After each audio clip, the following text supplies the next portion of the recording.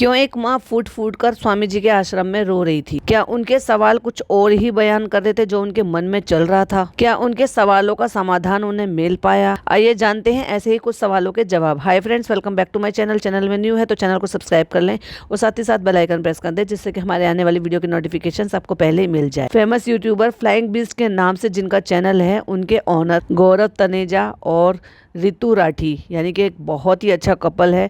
दोनों ही एयरलाइन से जुड़े हैं और बहुत साल से यूट्यूब पर भी हैं। बीच बीच में भी कुछ अफवाहें उड़ती रह रही थी। बीच बीच में भी जो है उनकी चीज़ें जो है वो बाहर आ रही थी कि अभी उनका सेपरेशन हो रहा है या डाइवोर्स हो रहा है या अब ये चल रहा है या वो चल रहा है।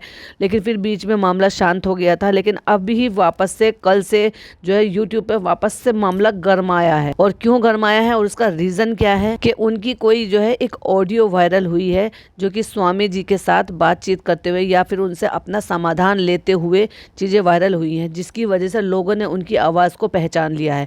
और वहीं कहीं ना कहीं कुछ फोटोग्राफ्स भी हैं जो भक्ति मार्ग चैनल से बाहर आए हैं, यानी कि वो जो चैनल है वो स्वामी जी का चैनल है जहां पर लोग जाते हैं और अक्सर गौरव और रितु दोनों ही वहां पर जाते थे। सो इसलिए वहां पर रितु पहुंची हैं और उन्होंने स्वामी जी से अपना कुछ समाधान के थ्रू कुछ सवाल पूछे हैं। ये दोनों ही बहुत ज्यादा मानते हैं उनको, बहुत इनमें प्यार भी देखा गया था, बहुत सारी चीजें भी थी। और सही बताऊं तो एक तरीके से अच्छे और सच्चे भक्त भी हैं, क्योंकि इनकी जो है ना सारी चीजें इनके चैनल्स के थ्रू पता चलती रहती थी। तो फिलहाल में ऐसा क्या हुआ जो रितु राठी को ये सब चीजें सवाल इस तरह से पूछने पड़ी? जो उनकी ऑडियो है वो वायरल हुई है।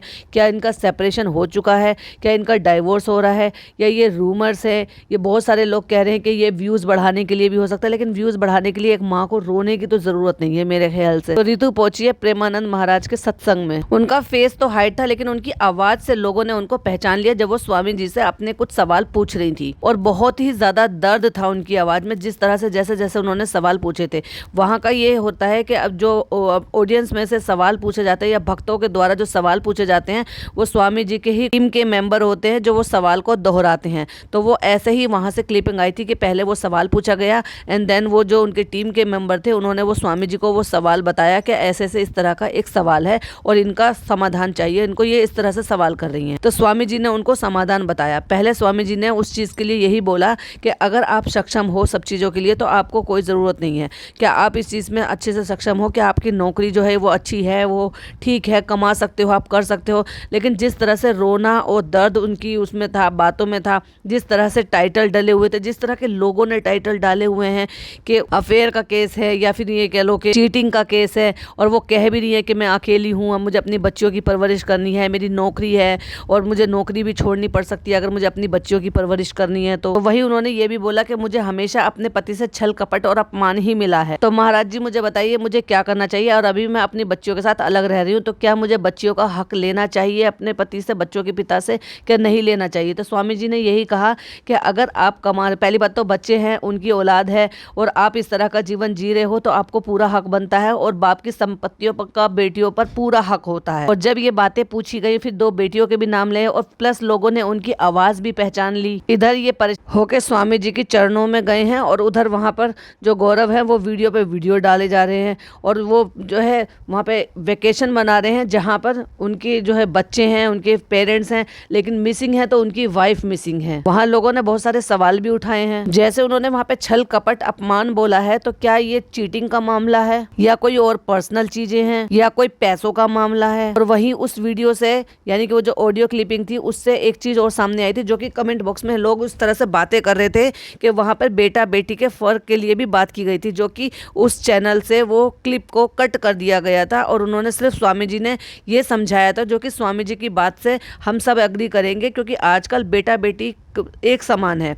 आप जितना बेटे पे पैसा खर्च करेंगे पढ़ाई के लिए, उसको कुछ बनाने के लिए, उतना ही आप बेटी के लिए भी करें। ना बेटी कम है ना बेटा कम है। अगर बेटा कामयाब हो सकता है और कुछ बन सकता है और अपने पेरेंट्स का ख्याल रख सकता है तो बेटियां भी रख सकती हैं। और इन दोनों की ये लव मैरिज और दोनों का प्यार भी बहुत दिखाई दिया था, लेकिन इनके बीच बीच में ना बार बार बीच बीच में कुछ ऐसा होता था कि अभी मामला ठीक हो गया है, शांत हो गया है, फिर मामला उठ गया है, फिर मामला शांत हो गया है। वहीं जब इनकी शादी हुई थी तो दोनों की फैमिली एकदम से राजी भी नहीं हुई थी, क्योंकि दोनों दोनों के डिफरेंसेस थे दोनों की कास्ट में, लेकिन फाइनली फिर भी सब चीज़ों को एक्सेप्ट करते हुए उन्होंने एग्री किया था। फिर बाद में कुछ कुछ चीज़ों के एलिगेशंस भी लगाए जा रहे थे, और अभी जो ये बातें आ रही हैं तो कुछ कुछ और रूमर भी है कि ये बेटा बेटी के फ़र्क से भी है, क्योंकि जैसे आपको सबको पता है कि गौरव जो है इकलौते बेटे हैं, तो उनको हो सकता है अपने आगे वाली जनरेशन कुछ चाहिए तो वो बेटे के रूप में चाहिए। क्या वही क्लिपिंग थी जो वो कट कर दी गई थी जहां पर उन्होंने ये कहा होगा कि मुझे बेटा चाहिए? क्या ये सारा फसाद जो हो रहा है ये बेटे के लिए ही हो रहा है? हो सकता है जो पेरेंट्स की तरफ से ये प्रेशराइज हुआ जा रहा हो कि भाई अभी हमें बेटा चाहिए जिससे कि हमारा आगे नाम चल सके। लेकिन जब उन्होंने ये पूछा महाराज जी से इसी सवाल के लिए, बेटा और बेटी के लिए, तो महाराज जी ने बहुत ही अच्छा और सेटिस्फाइड जवाब दिया,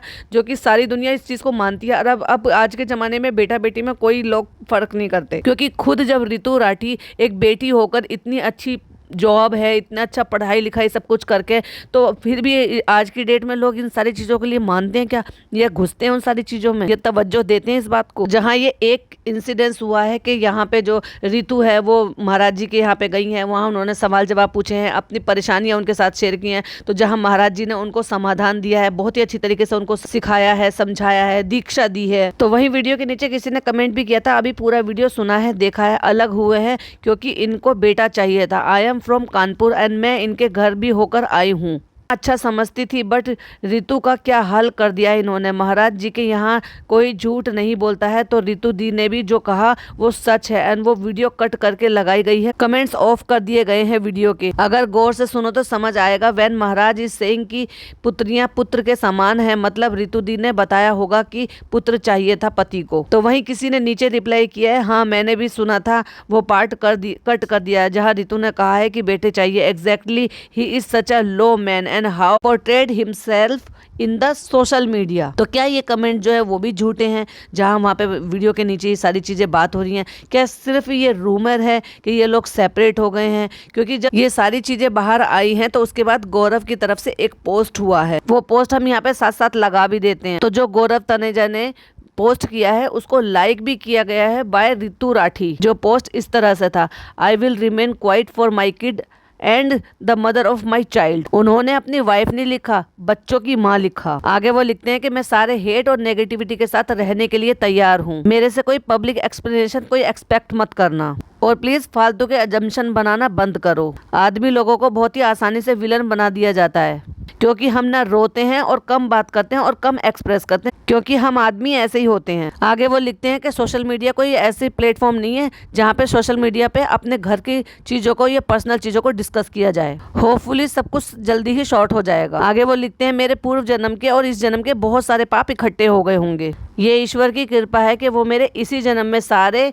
प्रारब्ध नष्ट कर रहे हैं, यानी कि भाग्य नष्ट कर रहे हैं। और दुखी होते हुए वो आगे लिख रहे हैं कि ऑनेस्टली मेरा कोई मन नहीं था कुछ भी पोस्ट करने का, पर मेरे कुछ कमिटमेंट है जिसको मुझे पूरा करना है और ये मेरे काम है। मैं पहले से शूटेड कंटेंट जो है उसको ही अपलोड करूंगा। मैं दूसरे को अपने पर्सनल इश्यूज की वजह से सफर नहीं होने दे सकता, प्लीज उसके लिए एक्सक्यूज करना। ये एक पोस्ट था जो उन्होंने वहां पर पोस्ट किया है, जो कि रितु राठी के थ्रू उसको जो है मतलब लाइक किया गया। अब लोगों का तो ये भी कहना है कि रितु तो इनएक्टिव है, वो कोई पोस्ट नहीं कर रही है, वो कुछ नहीं कर रही है। तो क्या ये लोग जो आंकड़े लगा रहे हैं, ये बहुत सारे लोगों में ये इस बात को फैल रही है, ये रूमर है कि उनकी आईडी पासवर्ड भी उनके पास है, जो उन्होंने वो अपना पोस्ट जो है दूसरी आईडी से खुद ही लाइक किया है। क्या सही है क्या गलत है कुछ नहीं है, लेकिन हाँ इतना जरूर है कि इन सब के बीच में रितु बहुत ज़्यादा अपसेट है, बहुत ज़्यादा परेशान है, और वो उनकी आवाज़ से साफ समझ में आ भी रहा था। बाकी तो आई होप वो सारी चीज़ें जो है सामने आए, अपनी वीडियो डालें, शॉर्ट वीडियो डालें, पोस्ट करें, कम्युनिटी लगाएं, कुछ भी करें, और जो भी चीज़ें हैं वो पब्लिक के सामने आकर क्लियर करें। और हम तो यही कोशिश करेंगे कि जो भी गलतफहमी हो, जो भी चीज़ें हों, वो जल्दी इनकी फैमिली में सॉर्ट हो जाए, क्योंकि 2 छोटी बच्चियां भी हैं। किसी को अच्छा नहीं लगेगा ये सुनकर के उनके पेरेंट्स जो है अलग हो जाए इतनी छोटी सी उम्र में, कि माँ और पापा जो है उनके दोनों बच्चों के अलग हो जाएं। आई होप ये सारी चीज़ें जल्दी ही सॉर्ट हो जाए। चलिए इसी के साथ वीडियो एंड कर, कोई और नई वीडियो अपडेट मिलती है तो आपके साथ डेफिनेटली शेयर करेंगे। चलिए मिलते हैं नेक्स्ट वीडियो में। टिल देन बाय बाय, अल्लाह हाफिज, टेक केयर।